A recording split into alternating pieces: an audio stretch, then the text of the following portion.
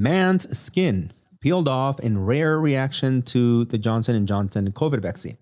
Now, the reason I picked this article specifically is because a couple episodes ago, Josh and I spoke about, Scarborough, a very well-known TV host or show host. He likes to get very political, but he said something that Josh and I, both, it was just stupid for him to say. And as to essentially feel like people should be rushing to get this vaccine. And if you don't, you're dumb. And here's a perfect example of what Josh and I were saying, right? We're saying, hey, like we should pace ourselves because we don't know what kind of reactions people can have. In fact, Josh was saying that he knows someone that can have a deadly reaction, right? Mm-hmm. And exactly, they're allergic. Yeah, and here's a perfect example of that. This just happened, by the way, March 30th. Right. And by the way, let me show you viewer discretion advice, by the way. These photos are brutal.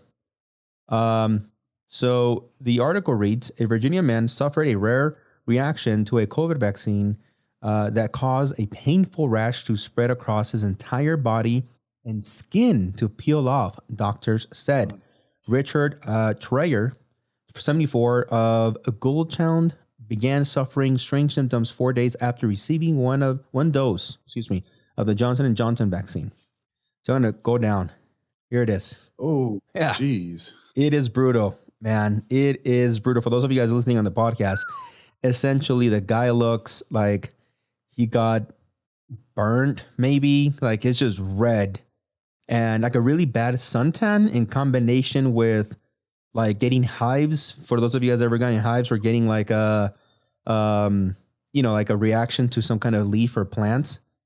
And then his body just looks inflamed, like, it's like the color of a horseradish, basically. Yeah, there we go.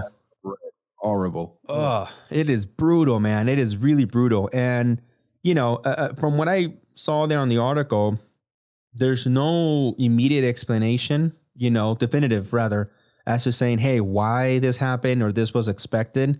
Like always, you guys can look up these articles yourself, but in a nutshell, they're saying that, this information has been passed over to Johnson & Johnson. They are aware. And essentially, hey, we'll look into it, really is what they're saying.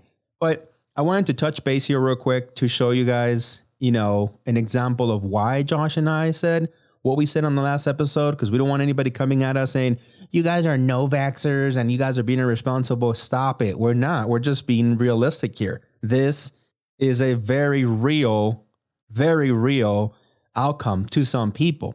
Is this going to happen to everyone? No, I don't believe that. Do you believe that? No. Of course not. Right. Of course not. But, just this is why we're saying it. I think we need to pace ourselves. And when I mean ourselves, I mean just everybody in general, and seeing as these cases come out and what these creators of the vaccines, right, in this case, Johnson & Johnson, have to say about it, right? And we can know, hey, A vaccine versus B vaccine, A tends to have more maybe reactions, but it's more effective. So the risks, right? And you yourself can weigh these risks. I mean, that's really all it is. We're not trying to be like Joe Scarborough and be like, oh, you're just stupid if you don't take it. If you don't go and right now take it. No, we're not saying that at all. But now let's move on to the next story. And that is coming out of the Insider. Headline, I am an Amazon delivery driver who's had to pee in water bottles and eat lunch in my van. I hate the new surveillance cameras and feel like I'm always being watched. Now, I picked this one. I was telling Josh. I used to work for Amazon as a contractor, delivering for a partner of theirs, I should say. Not for Amazon directly as an employee, but for a partner. I used to go in the mornings to their warehouse and pick up, my van, load my van, first of all, and then, go out and deliver these packages.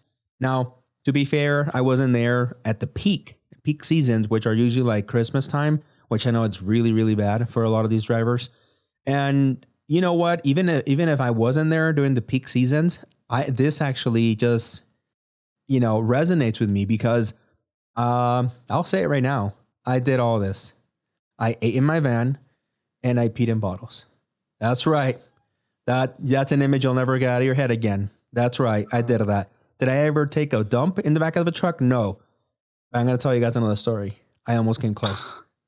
Almost came close, man. It was bad.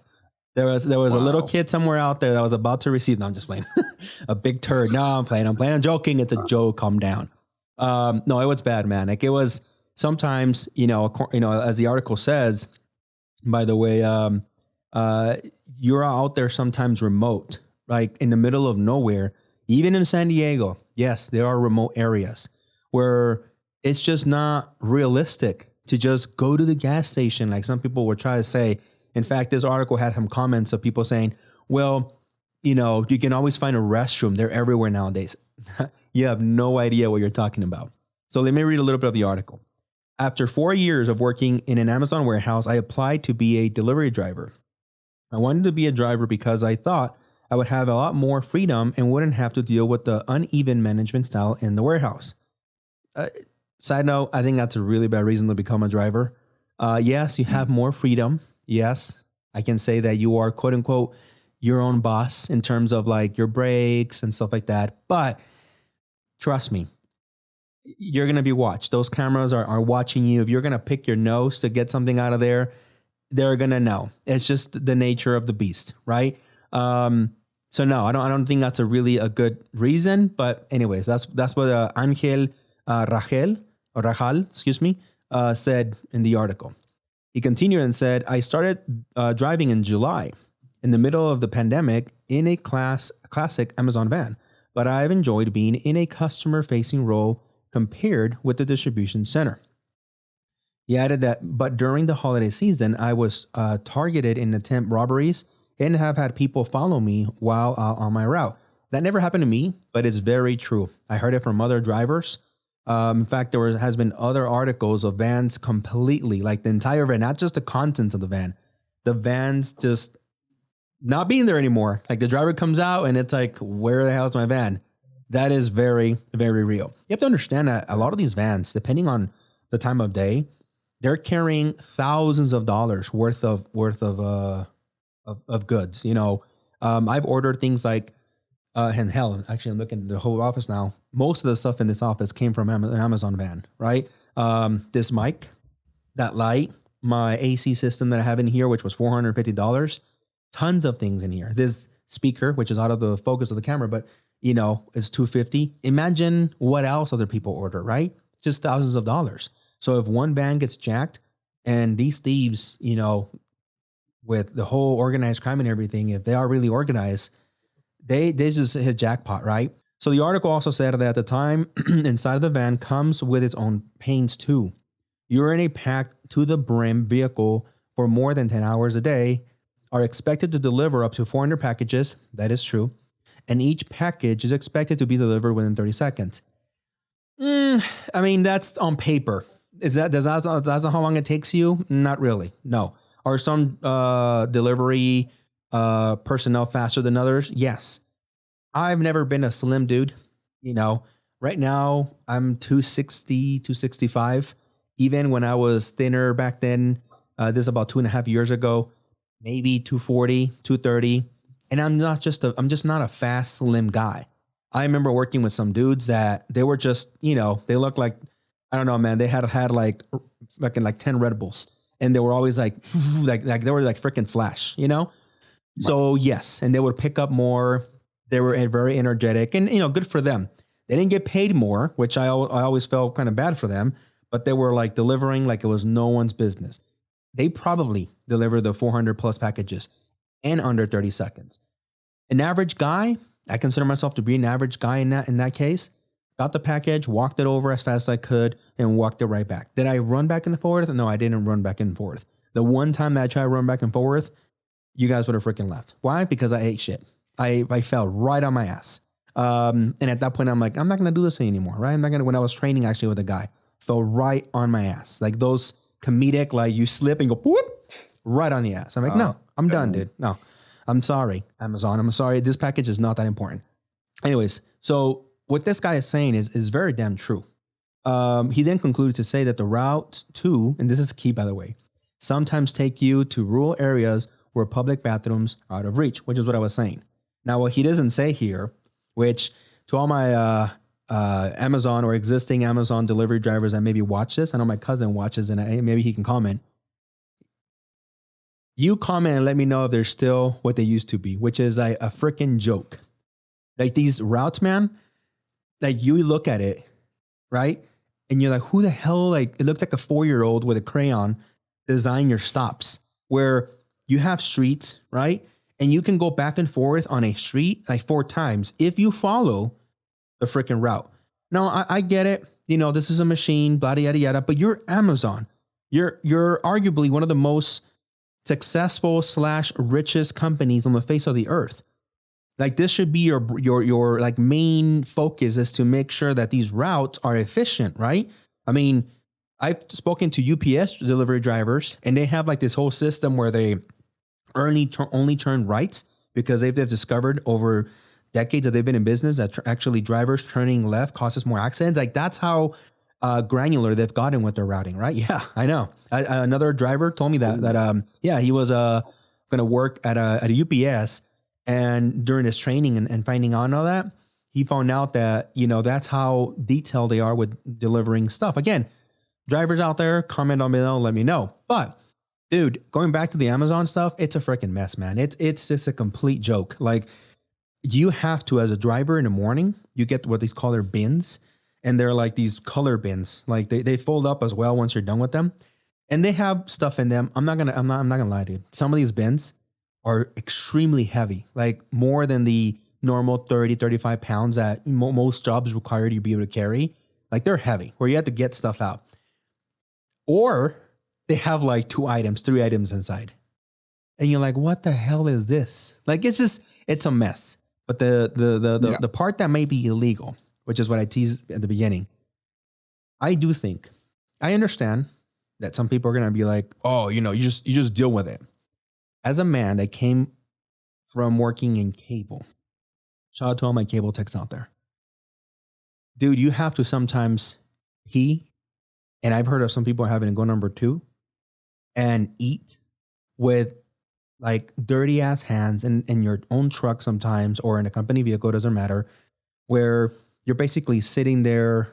And if you share the vehicle, sometimes sitting on other people's sweat and stink, but you cannot stop and go and eat somewhere because it's not within your route. You know what I'm saying? Like if you have a route between houses, I mean, you have to maybe get out of these communities, right? And go find somewhere to eat. No, you can't do that. Like you can, but there's going to be backlash, right? Because now you're taking more time to go, and it's all part of your route. And that's another thing that I do think it's illegal. So here's how I used to work in cable and how I worked on Amazon. You want to take your 30-minute lunch, Josh? Cool, take it. Let's just say you're in a community, in a neighborhood. It starts from the moment you want to take it. So that means that the drive time that you have to get out, imagine doing this in Ciudad de Mexico, where it's a desmadre. Getting out of a community, dude, car in front of you parked, you're beeping, you're like, that's all part of your lunchtime. Then you finally get to like a corner, hole in the wall place to eat real quick, right? And then you're trying to get your order, you get your food. Now you have to drive back to get back on route. That is all on your time. Now, tell me that's not illegal. Now, it may not be illegal to the letter of the law, like they say, right? A pie de la letra, like, sure. It's like they're providing you 30 minutes. So they're like, oh, well, go find your lunch. It's not like you're in an office. It's not like if you and I were in our offices, right? Or in one of our, any office, or right here at home, and you're going to stop working. And then you're going to say, hey, John, then I'm going to go take my lunch. Cool. You go to your kitchen, or maybe even you go somewhere, in your neighborhood to get lunch and come back. That makes sense. You get right back to your desk. But how does that make sense to apply that same logic to someone that is inside a neighborhood? I've been in communities, man, where I have to wait for the gate to be open, by someone that lives there, by the office. Again, all this time, and then find a place to park these big ass vans. I mean, if you're looking at the van right now, where is that? We had a picture of it just a minute ago. Here we go. Right? You don't just park these. You think you might be able to park these in any parking spot. Well, either someone's going to hit you or you're going to hit someone with those big ass doors. Right? Anyways, my point is, man, that at least in my criteria, you let me know your opinion, but in my criteria, it is, walking a very fine line, right? And what's illegal. And I think Amazon is taking advantage of that. Absolutely. I completely agree. I think the human resources for Amazon need to be fired or need to have something done about them, because that's not right. I mean, like, if someone's package arrives 5 minutes late because the guy had to take a quick bathroom break or eat, me as a consumer, I'm fine with that. Unfortunately, there are a lot of consumers who are a bunch of crybabies who, when they don't get what they want on time on the same day, they freak out. They lose their mind. Yeah. You know what I mean? So it's a problem from both Amazon and us as a consumer. We just want now. Yeah. So we just have to remember these are still people who are doing a job. We can't just expect something because, these guys need to eat. They need to go to the bathroom. They need basic human rights. Damn right. Is that not fair enough? Damn right, man. Half of these people that are ordering packages that are whining about their package being late probably couldn't do these jobs, the UPS jobs, the Amazon jobs. And you know what? Amazon as a business, if they want to continue providing these great benefits to their members and these promises that are somewhat outrageous of like same delivery, hey, do you? You're a private business, but you know what? Hire more. Oh, it's going to cost us more. Yeah. Oh, wah. Like, oh, well, dude, you want to promise all these outrageous benefits to your members? Fine, do it. But you're going to have to hire more people and stop putting 400, 500 packages. All this is 100% true. I worked there. No one can tell me like, what do you know? I have worked there. And again, I didn't work in peak season. I kind of imagine the crazy, stuff that goes on, when it's like November-ish till December, when people are ordering like crazy. I can tell you that I've been on both sides of the aisle. I think I've said it here before. Amazon was delivering here like daily, and because I didn't want to go on because of Corona, right? So I contributed on both sides. I've worked there, and I'm also a Prime member.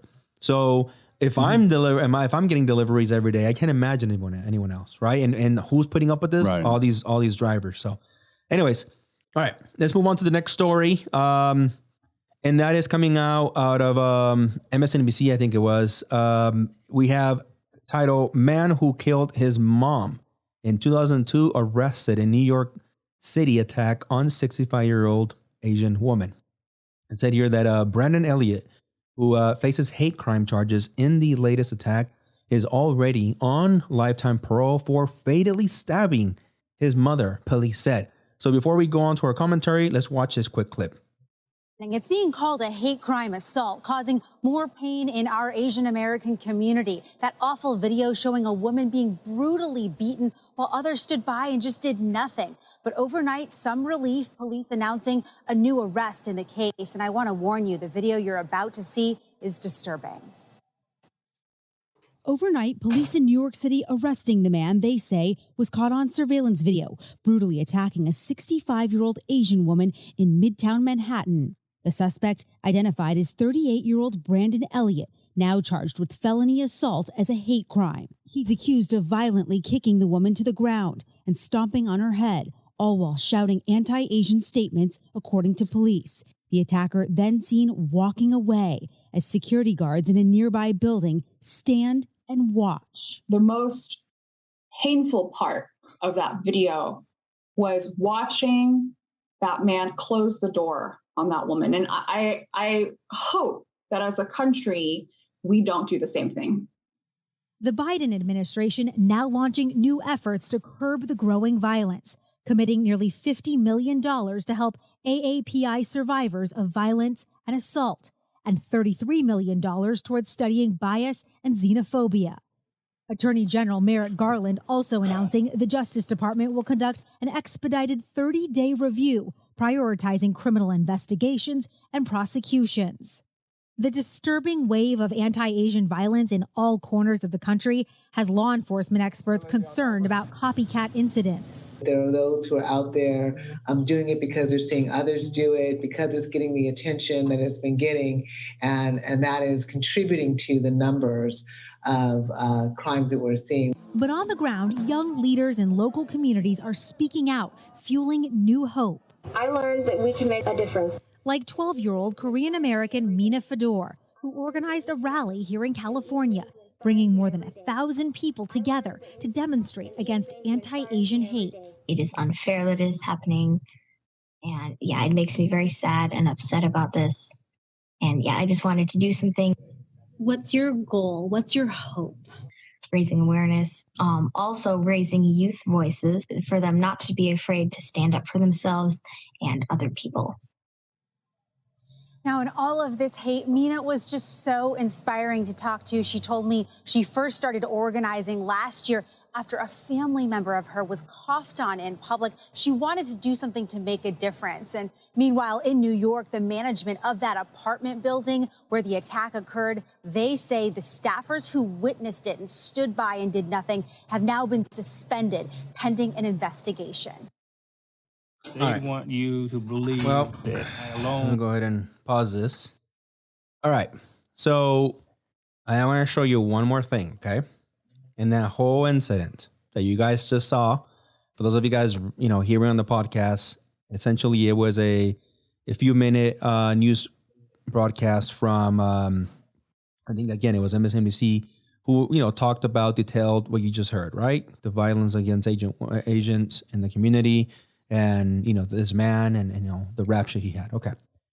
Notice something I want to bring up because while I've said this before very clearly on a previous episode, these murdering scumbags, these violent criminals, to me are just POSs. Okay? They're not, I mean, to me, they're subhuman. I'm sorry. I have no respect, no empathy for these scumbags. All right? And what I don't want to hear anymore is the following. Race. I think here we did a good example. We focus on the victims. We focus on what we're doing. You heard what Biden is planning on doing. And then you heard, the activists. You heard all this newscasting. Hey, we acknowledge the scumbag. Here's a name. Here's a face. Beware. We acknowledge that the guy definitely has just a habit for being violent against women, apparently, against his own mother, which is disgusting. And that's good and all. But notice, and I'm going to try to bring it up here.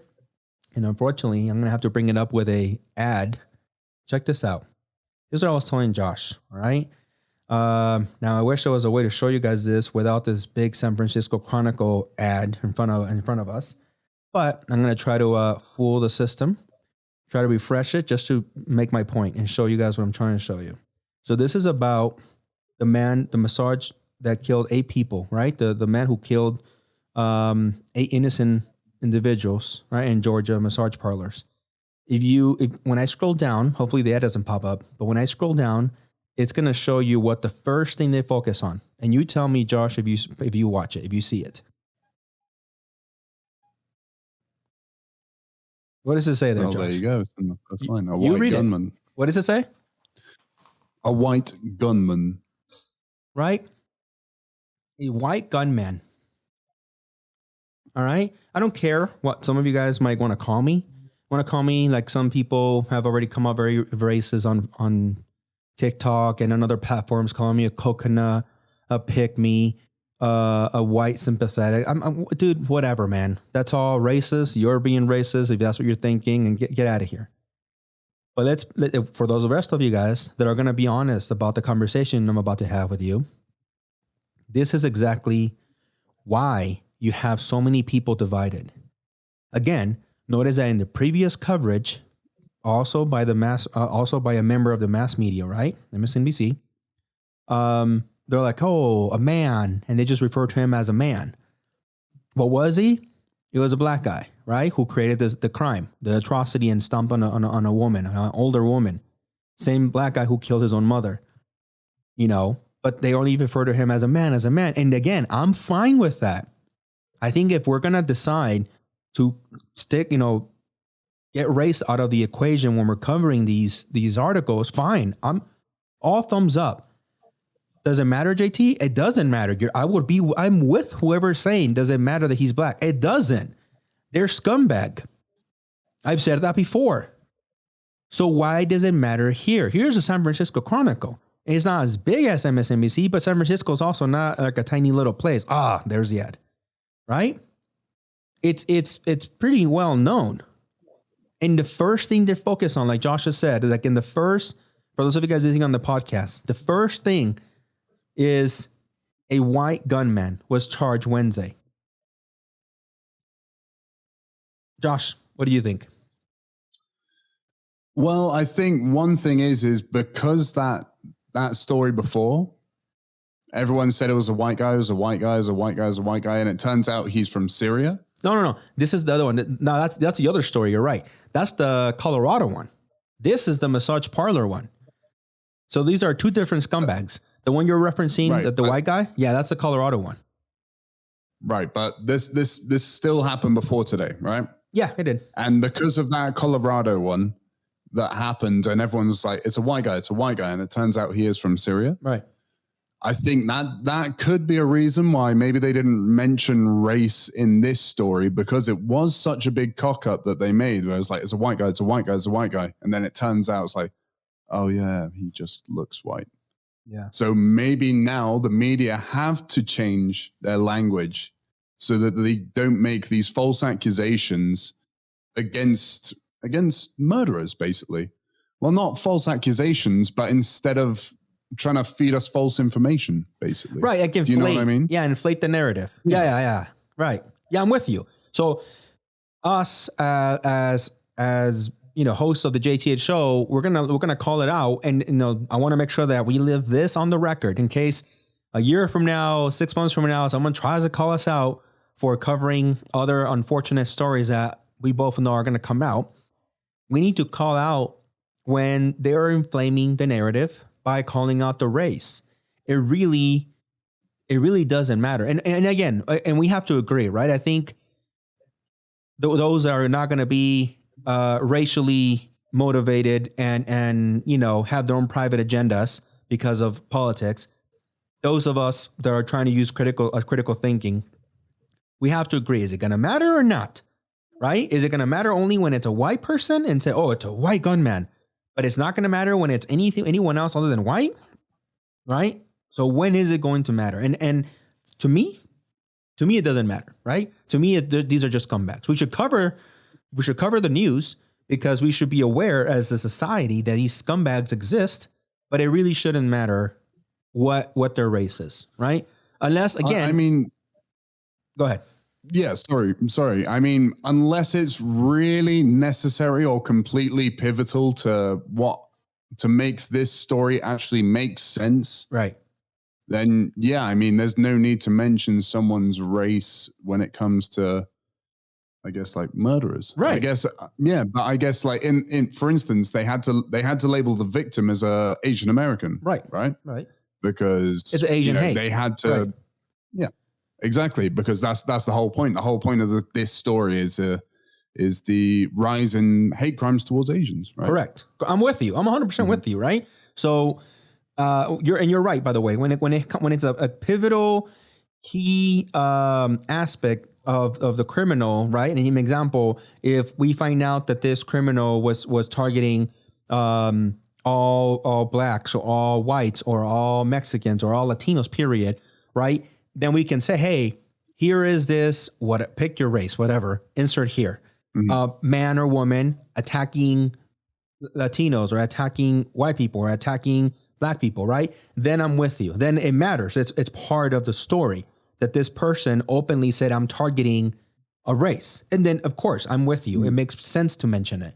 But otherwise, personally speaking, I'm just calling out some of these, major outlets for using that race card, and I'm just saying, I see you and you should see it too. Everybody hearing this and watching this, you should pick it out too, because again, and I'm going to call out, not that he'll ever see this, but Philip DeFranco, he's one of my favorite creators. Like I've been watching that guy probably for the last 12 to 13 years.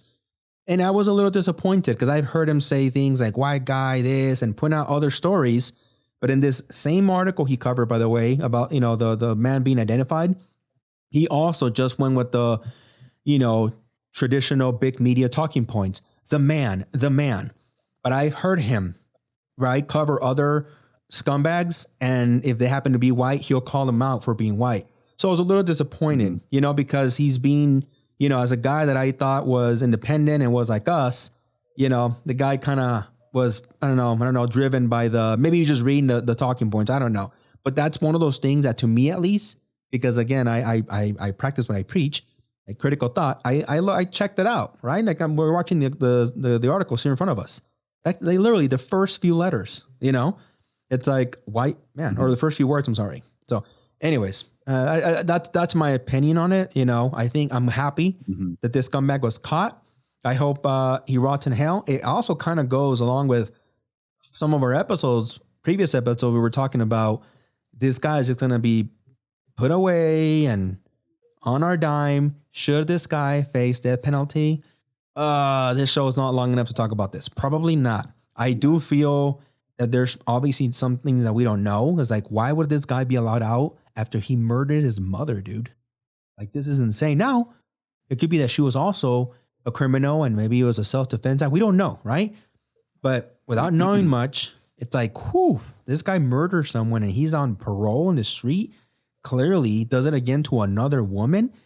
This guy has a problem, right? We can agree with that. Yeah. Yeah, absolutely. Yeah.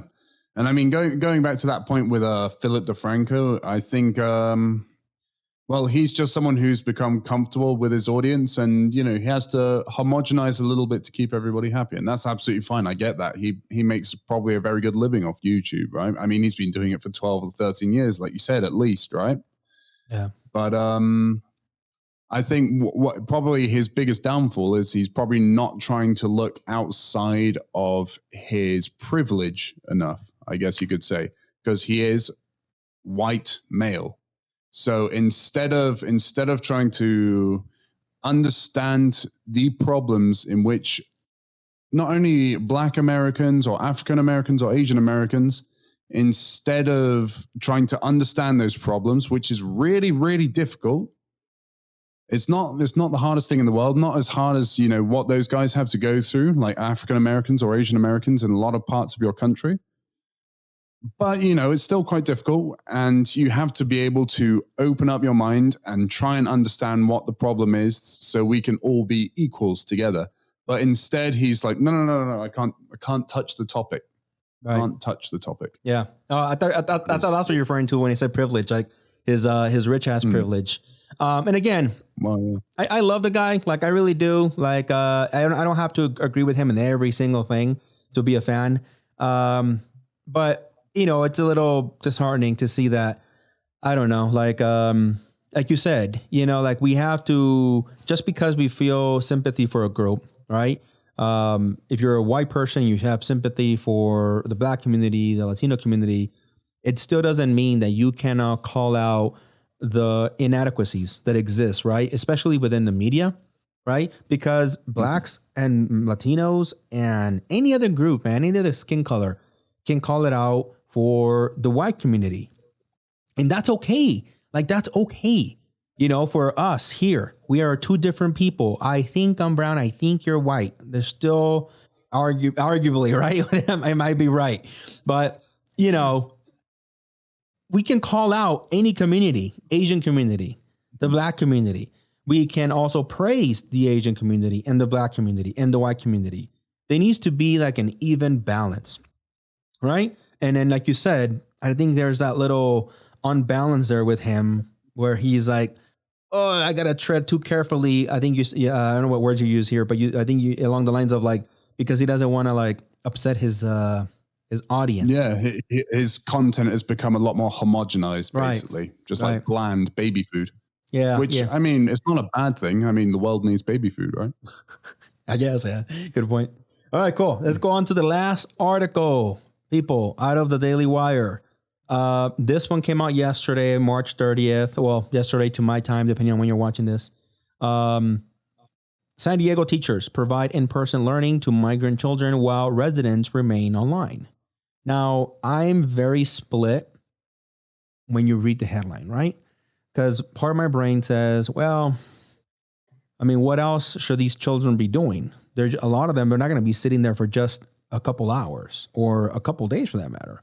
Some of them are going to be their house for, from what I understand, weeks. So is it better to just put him in front of some TV or put him to do like what? Nothing? We also know that children can get in trouble.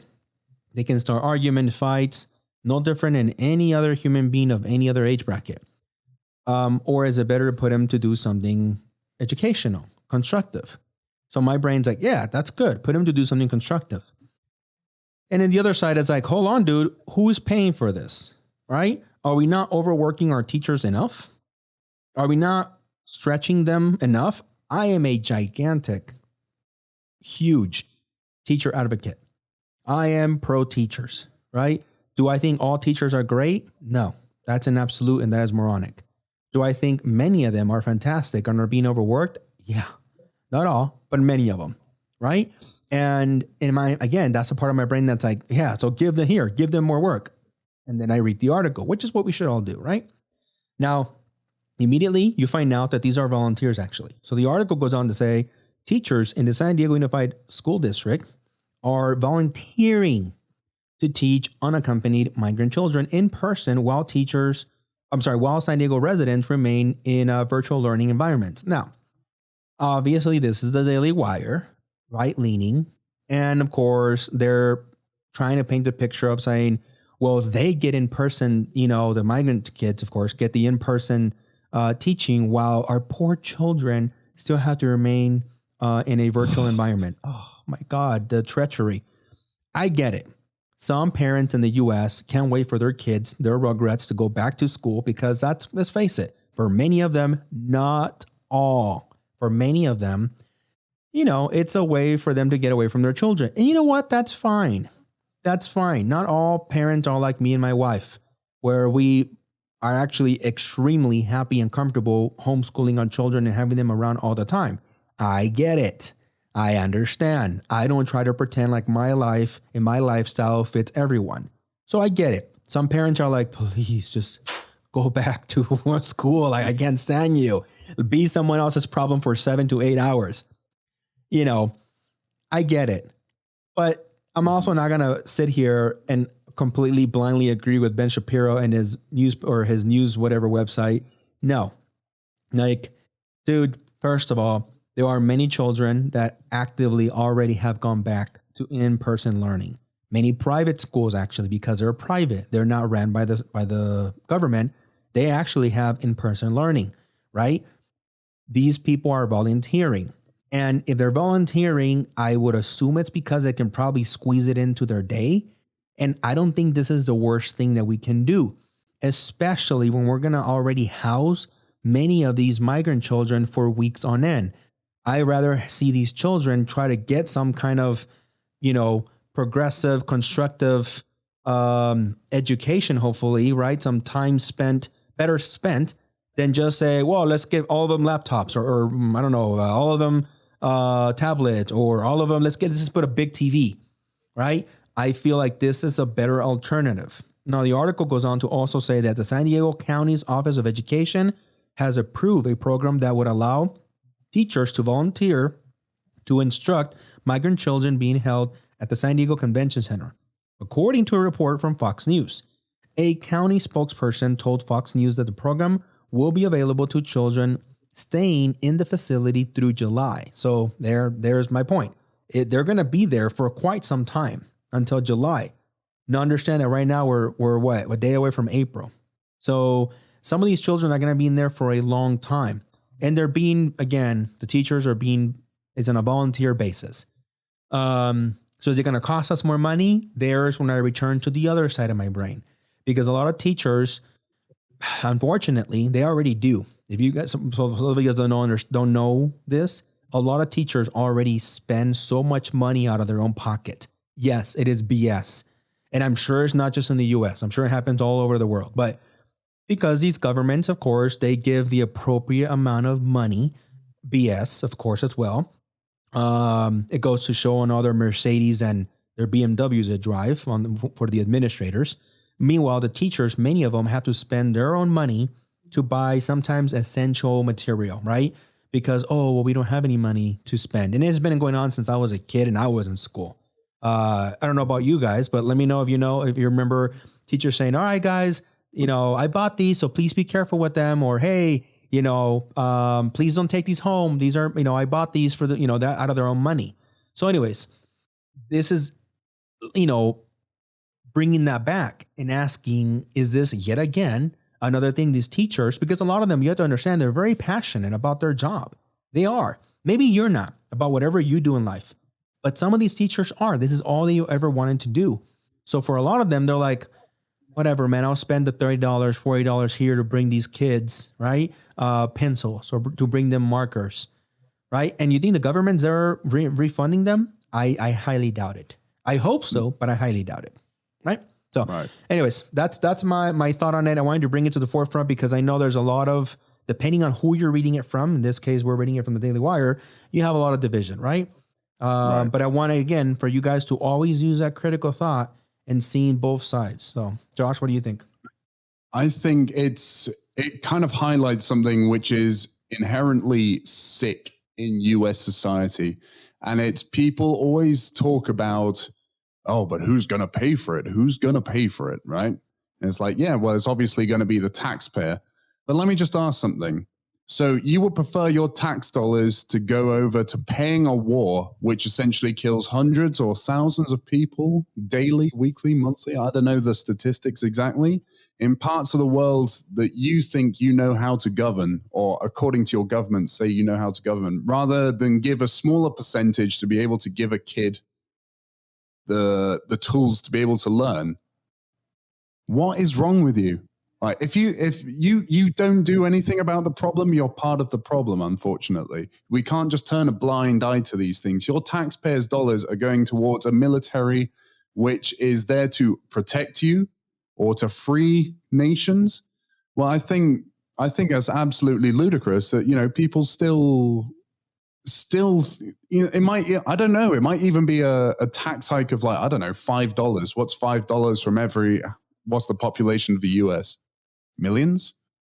Yeah. The thing is, I'm sure it's in the millions. No, I get what you're saying. I absolutely get what you're saying. I think, I guess it depends on who you talk to, right? You're talking to like a really rich guy, of course his number one worry will be like, is this going to go to my pocket? Again, I guess when it comes to the spending, I get when other people also ask, like all the other bonuses and stuff like that we're giving to the rich, and they can be better spent, right? Excuse me. But anyways, that's I don't know. I guess we'll see how this pans out. Yeah, we'll see. Okay, cool. We'll see. All right. I think we are looking at our stuff. I think we're all good, right? Yeah, thanks for that's it from us. That's a bit of stories. All right, guys, that's it for the stories for today. As always, thanks for joining. Thanks for listening. Please, if you can take just a few seconds to hit the like button, leave a comment down below, or grade us on any application you're listening on. Please, it really, really helps. And then, again, I don't know any other way to ask than to, if you can just, mind joining the show. It's about $4.99 a month. It would really, really help. It goes a long way. But that's it for today. Hope you guys have a wonderful day. And until next time, see ya.